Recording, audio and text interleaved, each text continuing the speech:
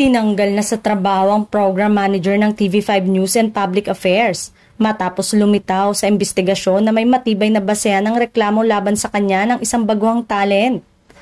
Wala nang connection sa TV5 ang News and Public Affairs Program Manager na si Cliff Ginko dahil sa pasya ng pamunuan ng Kapatid Network na tanggalin siya sa trabaho. Ibinalita ni Senator Raffy Tulfo sa Facebook post nitong August 20 na personal na nakipag-ugnayan sa kanya si TV5 Chairman Manuel V. Pangilinan upang sabihin na tapos na ang ginawang investigasyon ng network hinggil sa reklamo. August 9, dumulog ang biktima sa Raffy Tulfo in action upang humingi ng tulong.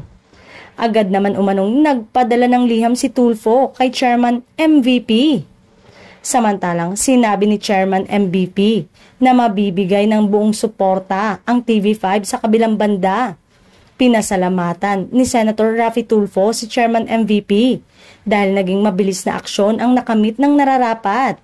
Hinangaan naman ang mabilis na aksyon ng TV5 at ikinumpara sa isyu ngayon sa isa pang TV network.